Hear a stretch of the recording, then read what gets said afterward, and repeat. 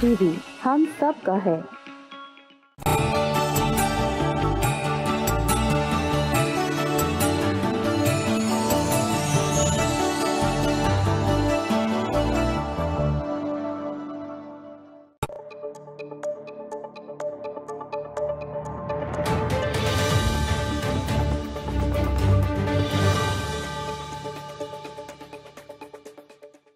अस्सलाम वालेकुम ख़वातीन हज़रात, मैं हूं इसरार अहमद कसाना। ख़वातीन हज़रात, वज़ीर-ए-आज़म इमरान खान साहब अक्सर कहते रहते हैं कि ओवरसीज़ पाकिस्तानीज़ का एक बहुत बड़ा रोल है, हमने उनको वोटिंग राइट देना है। उसके लिए जो इलेक्ट्रॉनिक मशीन्स हैं, वोटिंग मशीन्स हैं, उनकी बात चल रही है। इलेक्शन कमीशन के साथ एक धींगा मुश्ती जो है वो थोड़ी सी शुरू हो चुकी है और आइंदा दिनों में मज़ीद होगी। तो ये जो इलेक्ट्रॉनिक वोटिंग के साथ साथ जो बेसिक इशू है कि ओवरसीज़ पाकिस्तानीज़ को जो वोटिंग राइट देना है, वो ठीक है, ख्वाब तो बहुत अच्छा है और बहुत अच्छे तरीके से सोचा भी गया है। लेकिन क्या ये ख्वाब जो है, ये सिर्फ ख्वाब है या इसको हकीकत का जामा पहनाया जा सकता है? ये बहुत बड़ा क्वेश्चन है, क्योंकि सिर्फ अगर वो पाइप ड्रीम है या सिर्फ ख्वाब की हद तक है तो फिर तो ठीक है, आप बातें करते रहें। लेकिन अगर आपने उसको मीनिंगफुल तरीके से उसको इम्प्लीमेंट भी करना है, तो उसके लिए क्या-क्या चीज़ें चाहिए होंगी और क्या इस वक़्त जो प्रेज़ेंट सिचुएशन है, उसमें क्या ये ख्वाब जो है वो शर्मिंदा ताबीर हो सकता है या नहीं हो सकता है? इसका आज तजिया करेंगे और चलेंगे ऑस्ट्रेलिया, जहाँ पे ओवरसीज़ पाकिस्तानीज़ ही की नुमाइंदगी करने के लिए हमारे साथ मौजूद हैं सलमान शबीर साहब, उनसे बात करते हैं। जी सलमान, अस्सलाम वालेकुम जी। सर, क्या हाल है? ठीक है। अल्लाह का शुक्र Salman, thank you very much for your time. मुझे ये बताएं सलमान कि ये जो प्राइम मिनिस्टर इमरान खान साहब का ख्वाब है ओवरसीज़ पाकिस्तानीज़ के हवाले से, आपको पता है पूरी ज़िंदगी उन्होंने ओवरसीज़ में गुजारी है, उनको लोग प्यार भी करते हैं, इसीलिए वो समझते हैं कि लोगों को ऑन बोर्ड लेना चाहिए। तो ये जो ख्वाब है उनका, ये वाक़तन शर्मिंदा ताबीर हो सकता है या सिर्फ पाइप ड्रीम ही है? थैंक यू सर, मुझे आपने मौका दिया इस मामले पे बात करने का। मुझे इस टाइम पे जो इलेक्शन के रूल्स हैं और जो आईटी का जो सेटअप है अवेलेबल और जो पास्ट में हुआ है, उसकी वजह से मुझे फिलहाल नहीं लगता कि जो लोग एक्सपेक्ट कर रहे हैं कि मिलियंस पाकिस्तानीज आएंगे और इतना ज़्यादा टर्नआउट होगा और इतनी सारी चीज़ों के, मेरे ख्याल फिलहाल पाइप ड्रीम है। ठीक है, तो जो कहा जा रहा है कि जी 90 लाख पाकिस्तानीज हैं, वो आ जाएंगे तो पता नहीं कितनी सीटें जो है वो पीटीआई को मिल जाएंगी या फॉर दैट मैटर बाकी लोगों को भी मिल जाएंगी, तो वो आप समझ रहे हैं कि वो मटेरियलाइज नहीं हो सकता है करंट सिचुएशन में। Is this what you are saying? अभी जो इलेक्शन रूल्स उनके तहत ही मटेरियलाइज नहीं हो सकता। जितनी मर्जी बेहतरीन टेक्नोलॉजी लगा लें, जो मर्जी कर लें, जैसे मर्जी पोर्टल बना लें, दुनिया के बेहतरीन सिस्टम बना लें, करंट इलेक्शन रूल्स के तहत ये नहीं हो सकता। अच्छा, अब जरा देखते हैं कि वो करंट इलेक्शन रूल्स जो हैं वो क्या कहते हैं, वो क्यों एक जिसको कहते हैं ना कि एक रुकावट या सद्दे सिकंदरी जो रुकावट बनी हुई है, वो क्या-क्या रूल्स हैं, क्या-क्या वो इस तरह के मामलात हैं जो कि रुकावट बन सकते हैं या रुकावट बन रहे हैं? ठीक है सर, थोड़ा सा इसके लिए मुझे आपको बैकग्राउंड लेके जाना पड़ेगा। थोड़ी सी मुख्तसर इसकी हिस्ट्री ये है कि सुप्रीम कोर्ट में एक पिटीशन की थी लोगों ने और उनके पास एक केस आया था कि जी ओवरसीज पाकिस्तानी चूंकि पाकिस्तानी होते हैं उनके पास इलेक्शन का हक है। तो सुप्रीम कोर्ट ने कहा था बिल्कुल ओवरसीज पाकिस्तानी भी उतने ही पाकिस्तानी हैं जितने पाकिस्तानी हैं, तो आप उनको elections including local body elections उनका राइट है कि वो हक है।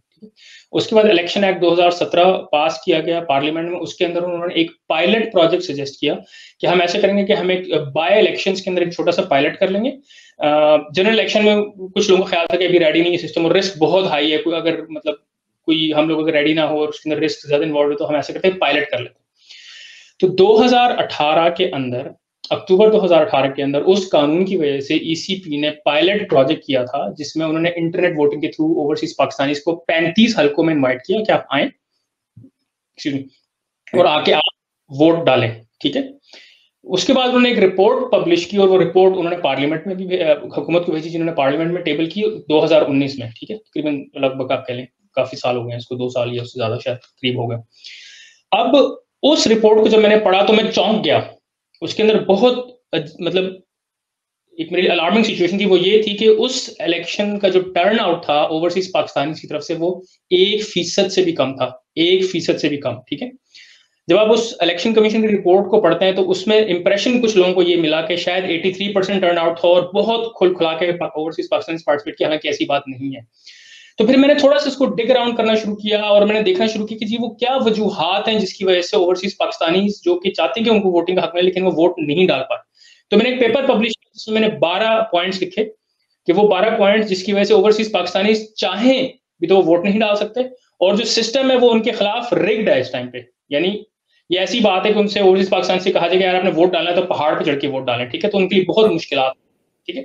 तो एक छोटा सा विजुअल अब आप लोग अपनी स्क्रीन पर देख रहे होंगे। मैंने मिसाल के तौर पर आप देखा ऊपर मैंने लिखा हुआ ओवरसीज टर्नआउट पायलट प्रोजेक्ट में था, पायलट वोटिंग इंटरनेट अक्टूबर 0.9%, ठीक है। इसकी क्या वजूहात है? अगर आपके पास 100 लोगों ने वोट करना था, ठीक है, इलेक्शन रूल्स कहते हैं कि अगर आप पाकिस्तानी हैं ओवरसीज, ठीक है, तो आपके पास एक नाइकॉप होना चाहिए जो एक्सपायर्ड ना हो, आपके पास एक मशीन रीडेबल पासपोर्ट होना चाहिए जो एक्सपायर्ड ना हो, और आपके पास एक ईमेल एड्रेस होना चाहिए। इलेक्शन अगर आप पाकिस्तान में हैं रेजिडेंट पाकिस्तानी तो आपको सिर्फ एक सादा नादरा कार्ड चाहिए, और वो अगर एक्सपायर्ड भी हो तो कोई प्रॉब्लम नहीं।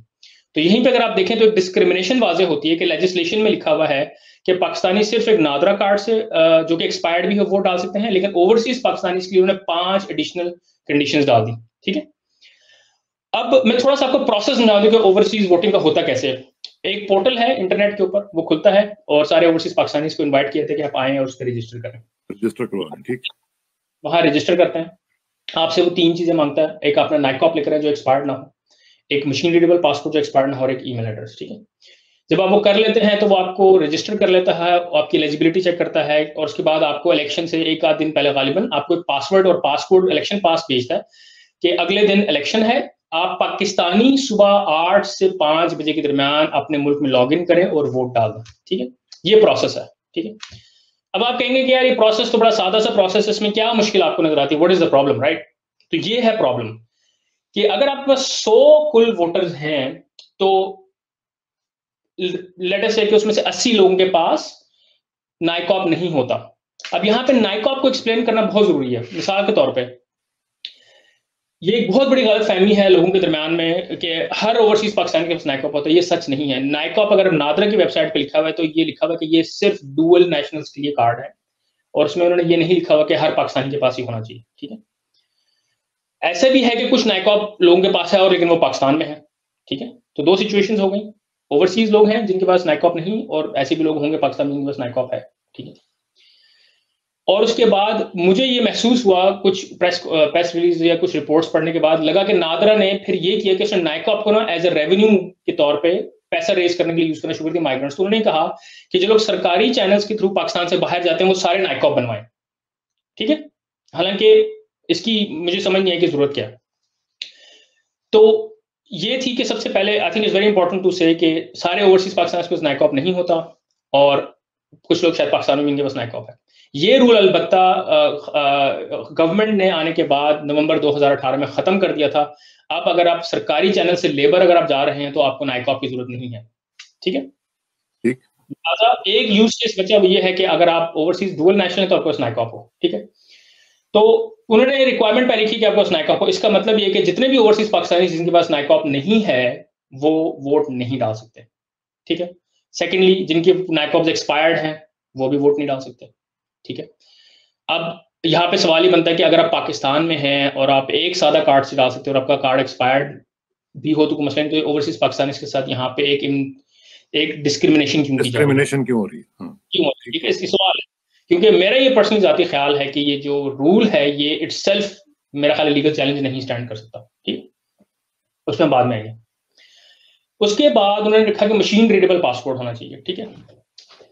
मशीन रीडेबल पासपोर्ट के अंदर नादरा ने अपनी ही रिपोर्ट में लिखा हुआ है, उनकी अपनी रिपोर्ट में लिखा हुआ है कि 15% ओवरसीज पाकिस्तानी जिन्होंने इस इलेक्शन में हिस्सा लेना था उनके पास नाइकॉप नहीं है, उनके पास पासपोर्ट नहीं है, ठीक है। अगर आप इस 15% अमाउंट को उठाएं तो ये बनती है, अल्लाह आपका भला करे, तकरीबन 1.3 मिलियन। अगर आप पूरी आबादी पे अप्लाई कर दें तो ये 1.3 मिलियन बनती है, ठीक है। अभी 1.3 मिलियन कितनी ह्यूज फिगर है। मैं आपको जस्ट दो बात इसमें ऐड कर दूं। पीटीआई ने NA 21-35 वोटों से लूज की थी 2018 के इलेक्शन में, और PML ने NA 140-236 वोटों से लूज की थी, ठीक है। यानी बहुत सारी ऐसी सीटें जिनमें voting margin is very close.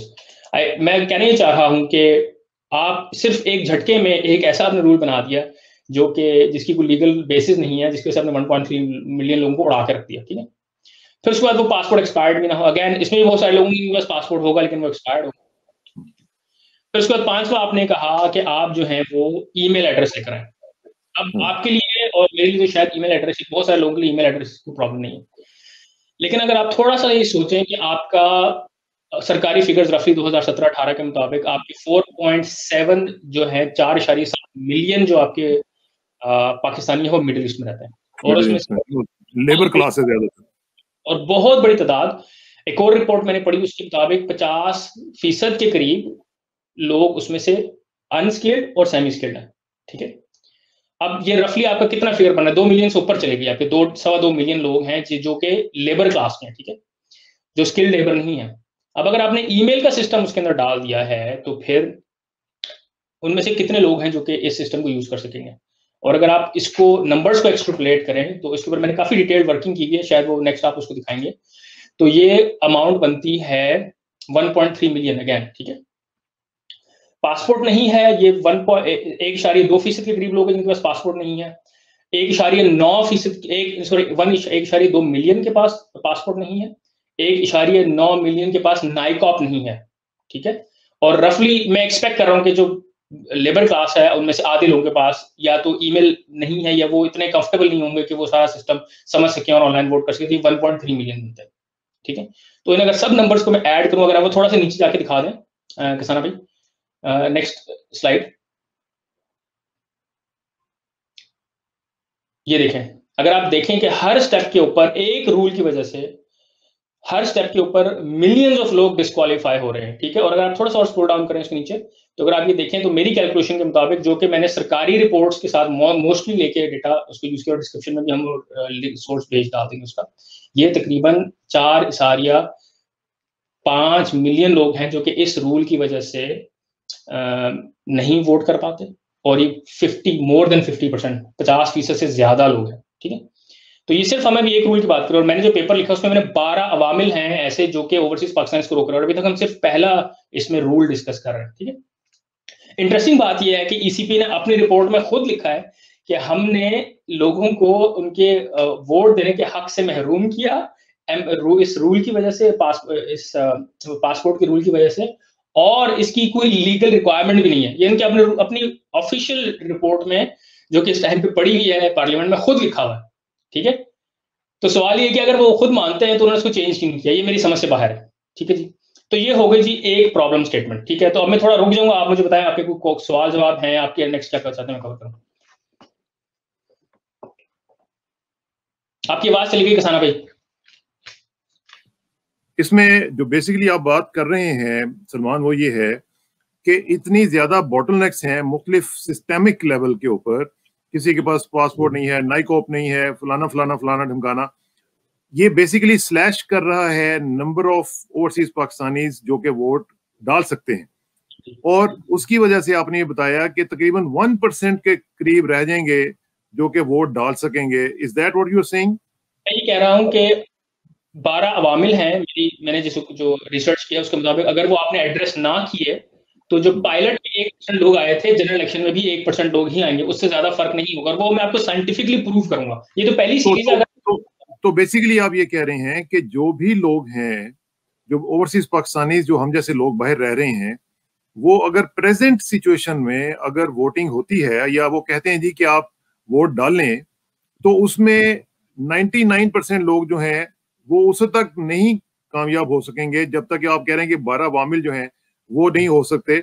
लेकिन जो प्रेजेंट सिचुएशन है उसमें तो आप कह रहे हैं कि ये बहुत बड़ी तादाद जो है वो वोटिंग के काबिल ही नहीं होगी, वो वोटिंग के लिए क्वालिफाई नहीं कर सकेगी, या इतनी हर्डल्स हैं कि वो अल्टीमेटली डाल नहीं सकेंगे कुछ। देखें, और खासतौर पे इसमें एक चीज जो है सलमान वो बड़ी इंपॉर्टेंट, वो ये है कि जब हम किसी से बात करते हैं पाकिस्तान में, तो वो कहते हैं जी कि देखें हमें ये चीजें जो है ये इसलिए इंडक्ट करनी पड़ती हैं सिस्टम में ताकि हम ज्यादा से ज्यादा पक्का कर सकें उसको कि ये पाकिस्तानी है, जेन्युइन है, क्योंकि आपको पता है कितने हजारों की तादाद में लोग हैं जिनके पास पाकिस्तान के पासपोर्ट्स हैं और वो पाकिस्तान से नहीं ताल्लुक रखते, ठीक है? और उसमें फिर ये भी लोगों को ये खतरा है कि इसमें इंडियन एजेंसीज या for that matter foreign agencies वो जो है वो इनफिल्ट्रेट कर सकती हैं। तो वो कहते हैं कि सिक्योरिटी के लिए जरूरी है कि इस तरह के बॉटलनेक्स जो है वो डाले जाएं, फिल्टर किया जाए लोगों को, ताकि सही वोटर जो है वो आगे आ सके।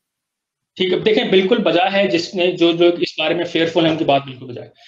लेकिन बात ये होती है कि जब आपने जो रिस्क की फील्ड के लोग हैं, जो सिक्योरिटी और रिस्क की फील्ड के, उस बात को समझते हैं, जब आपने कोई रिस्क बेस्ड अप्रोच लेनी होती है, ठीक है, सिस्टम के अंदर कुछ रिस्क मौजूद है, और जब आपने उन रिस्क को निकालना होता है तो आप ऐसे मेजर्स लेते हैं कि वो मिनिमम डैमेज करें सिस्टम की यूजेबिलिटी को, ठीक है।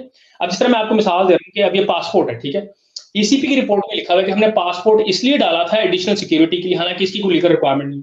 फिर उसी रिपोर्ट में वो कहते हैं कि हम बड़े आराम से इसको रिप्लेस कर सकते हैं वन टाइम पासवर्ड। आपने देखा बैंक में बैंकिंग जब एप्लीकेशन लॉग इन करते हैं तो वो आपको एसएमएस भेजता है आपके मोबाइल पे, ठीक है। तो वो कहते हैं कि हम बड़े आराम से इस पासपोर्ट की रिक्वायरमेंट को हटा के हम वो उस पे मूव हो सकते हैं।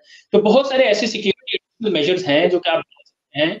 अब जिस तरह मिसाल के तौर पर एक नाइकॉप किसी के पास रिस्क है तो वो पाकिस्तानियों के लिए भी है। अगर एक बंदा पाकिस्तान में है और आप उसे कह रहे हैं कि आप किसी भी कार्ड पे डाल दें वोट और वो एक्सपायर्ड भी हो तो कोई फर्क नहीं पड़ता, ठीक है।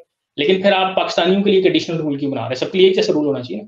और हमने देखना है कि इस एक्सपायर्ड होने या ना होने से क्या इस सिस्टम में एडिशनल रिस्क आता है। अगर किसी एजेंसी के बाहर के बंदे ने वोट डालना है तो वो क्या इस बात पे वोट डालने से रुक जाएगा कि आईडी कार्ड एक्सपायर्ड है या नहीं है? वो उसके लिए डिटरेंस नहीं है, मेरी बात समझ रहे हैं? ये एक्सपायरी इज नॉट डिटरेंस। तो आपके सिस्टम में आपको एक स्मार्ट ऐसी सिक्योरिटी बिल्ड करनी है जो कि लोगों को रोके भी ना। देखिए, अगर कोई भी सिस्टम एक रूल से 50% एलिजिबल लोगों को वोट करने से रोक देता है तो आपको दोबारा सोचने की जरूरत है, यार हमने जो मेजर सिक्योरिटी डाले हैं वो ठीक है भी कि नहीं है। और बात ये कि वो मेजर डालने के बावजूद भी शायद वो रिस्क कभी भी सिस्टम में एग्जिस्ट करता है जिसको आप बचाना चाह रहे थे।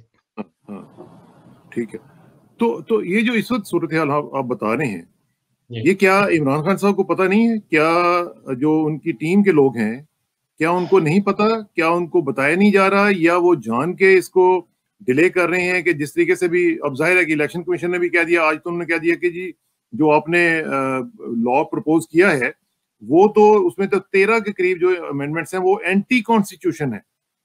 तो अब उसमें क्या ख्याल है कि आपका कि इलेक्शन कमीशन का एक रोल बनता है इसमें या गवर्नमेंट ऑफ पाकिस्तान का रोल बनता है? देखें, इसमें 3 सॉल्यूशन है, ठीक है। पहला सॉल्यूशन ये है कि आप जहां पे अभी इस टाइम पे जहां पे वो लिखा हुआ है कानून के अंदर कि आप कोई भी पाकिस्तानी नादरा कार्ड के साथ वोट डाल सकते हैं, वहां पे आपको सिर्फ एक चंद लफ्ज डालने हैं और उसको आपने उसको एक्सपैंड करना है कि वो पाकिस्तानी ओवरसीज भी हो सकते हैं और वो नाइकॉब भी इंक्लूड कर सकते हैं, ठीक है। और ये एक इलेक्शन एक्ट के अंदर चेंजेस के लिए आपको 2/3 अक्सरियत नहीं चाहिए, इसमें कोई कॉन्स्टिट्यूशन का मेरे ख्याल में प्रॉब्लम नहीं है, ठीक है। आपने सवाल किया कि इमरान खान की टीम के लोग इस टाइम पे क्या करें। देखिए, मुझे नहीं पता इस टाइम पे उनको इस बात का इदराक है या नहीं है। मैंने कुछ लोगों से जब भी पाकिस्तान में बात की, मुझे ये लग रहा है कि पाकिस्तान में इन चैलेंजेस को नहीं समझा जा रहा। वो नहीं समझते कि चैलेंज है, अंडरस्टैंडिंग की कुछ गैप है। लोग नहीं समझते कि नाइकॉब किसके पास होता है, नादरा कार्ड किसके पास होता है। लोगों को नहीं इस चीज का पता कि इस ऐसी भी डुअल नेशनल इनके पास नाइकॉब भी नहीं। अगर आप ईसीपी की रिपोर्ट लिखें उसमें भी लिखा हुआ है कि ऐसी भी ओवरसीज पाकिस्तानी में उनके पास नाइकॉब नहीं है, ठीक है। हाँ, सही है, सही। तो मतलब मुझे लगता है कि चैलेंजेस की शायद सलमान, लेकिन बात सुने ना, मुझे पता है कि आपका राब्ता हुआ है गवर्नमेंट ऑफ पाकिस्तान के कुछ लोगों से, इंक्लूडिंग सम मिनिस्टर्स। तो जिन लोगों से भी आपका राब्ता हुआ है, उनको जब आपने बताया तो उनका कोई रिस्पांस ये नहीं था कि हाँ यार आपने बड़ी जबरदस्त बात की, हम इसको फिक्स कर लेते हैं? देखें, पहले तो उन्होंने कहा कि आप ठीक बात कर रहे हैं, हम इसको फिक्स करते हैं, ठीक है। लेकिन उसके बाद फिर वो फिक्स नहीं हुआ, ठीक है। अब मुझे नहीं पता वो क्यों नहीं फिक्स हुआ। मुझे कंप्लीट मेरे से डिस्कशन उसके बाद नहीं हो सकी किसी के क्या वजह है। मुझे कुछ इंप्रेशन लगा कि वो चाहते हैं कि ईसीपी रूल्स में फिक्स हो ये चीजें। लेकिन बात ये कि अभी ईसीपी रूल्स ही तो प्रॉब्लम का इस टाइम प्रॉब्लम बनी हुई है कि ईसीपी रूल्स ही तो वो लेजिस्लेशन नहीं लोगों को हटा रही कि आप ना वोट डालें। ईसीपी रूल्स लोगों की वाकफियत से मैं बता दूं कि होता है कि मुकर्ररा रूल्स में लेजिस्लेशन पास करती है, उसके बाद जो मुतल्लिका इदारा होता है वो उसके रूल्स बनाता है, ठीक है। तो लेजिस्लेशन होता है, इदारा कोई ऐसा रूल नहीं बना सकता कि जो लेजिस्लेशन से टकराव में हो। अगर लेजिस्लेशन में लिखा हुआ है कि आप ओवरसीज पाकिस्तानी से सिर्फ नाइकॉप या नादरा कार्ड मांग सकते हैं और वो अगर एक्सपायर्ड भी तो प्रॉब्लम, तो ईसीपी को ये रूल हटाना पड़ेगा, ठीक है। वहां पे सिर्फ एक जुमला उसमें ऐड करने से ये 4.5 मिलियन लोगों की प्रॉब्लम सॉल्व हो जाएगी। अब वो क्यों नहीं हो रहा मुझे नहीं पता, उससे वो काम कर रहा हूँ, मुझे ना अपडेट हो, लेकिन मेरी समझ से बाहर है क्यों। मैंने सेनेटर्स को जो स्टैंडिंग कमेटी है आपकी सेनेट में। उसमें मैंने सेनेटर्स को ईमेल किया, अभी तक मुझे मेरी ईमेल का किसी ने जवाब नहीं दिया। मैंने उनको मैंने एक लेजिस्लेटिव चेकलिस्ट बनाई है, 1 2 3 4 5 6 7 8 9 छोटे-छोटे 9 पॉइंट्स, वेरी सिंपल, कि आप सिर्फ ये चीजें प्लीज इसमें इनकॉर्पोरेट कर लें तो मिलियंस ऑफ मुस्लिम पाकिस्तानियों का फायदा हो जाएगा। लेकिन मुझे अभी तक किसी ने जवाब नहीं दिया। अभी तक जवाब नहीं आया, और मेरा ख्याल है कि प्राइम मिनिस्टर इमरान खान साहब को इस चीज का अंदाजा तक नहीं है कि ये मामला किस तरफ जा रहे हैं, और जो भी उनका ख्वाब है अगर वो धड़ाम से आके नीचे गिर गया, चूर चूर हो गया, तो उनका जो पूरे का पूरा प्लान है वो जो सैबोटेज हो जाएगा। तो इसका मतलब है कि जो लोग जानते हुए इसको इस तरह छोड़ रहे हैं, अनरिजॉल्व छोड़ रहे हैं, तो वो उनके उस ख्वाब को चकनाचूर करने की साजिश में शरीक हैं।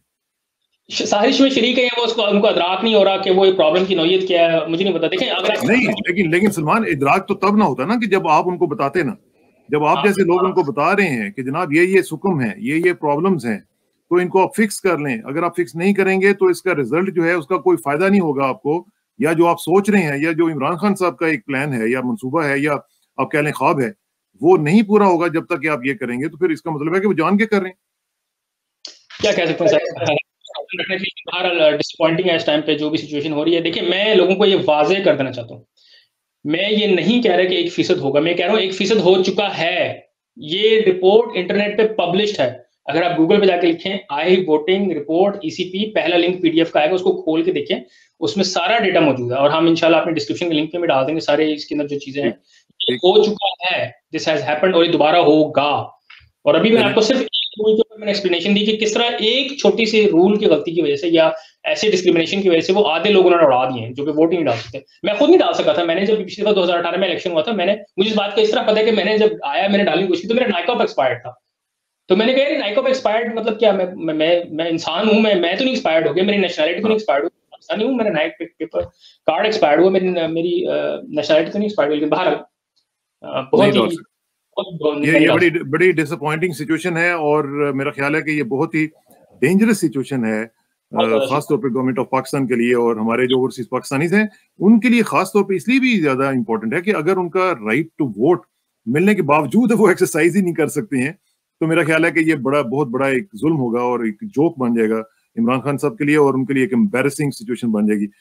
ऐसे करते हैं सलमान के, चूंकि अब टाइम ज्यादा बढ़ गया, हम इसके ऊपर एक और प्रोग्राम करेंगे, उसकी मजीद जो निटी-गिटी है उसमें जरा जाके जांचने की कोशिश करेंगे कि ये अब मामला कैसे कैसे खराब हुए हैं और उनको कैसे फिक्स किया जा सकता है, ताकि अगर गवर्नमेंट के मिनिस्टर्स वगैरह अगर वो सोए में हैं तो कम से कम हम उनको जगाने की कोशिश कर सकें। बहुत बहुत शुक्रिया, इंशाल्लाह आपसे रब्ता रहेगा। आखिर में दुआ की मेरी इज्जत के लिए काफी है कि मैं तेरा ही बंदा हूँ, मेरे फख्र के लिए काफी है तो ही मेरा परवरदिगार है। तो बिल्कुल उसी तरह जिस तरह मैं चाहता हूँ मुझे भी उसी तरह बना दे जिस तरह तू चाहता है। स्पुरदम बतो माए खेचरा तू दानी हिसाब कमो बेचरा। मुझे किसान को सलमान साहब के साथ इजाजत दीजिए, जल्दी मुलाकात होगी इंशाल्लाह। अल्लाह हाफिज़।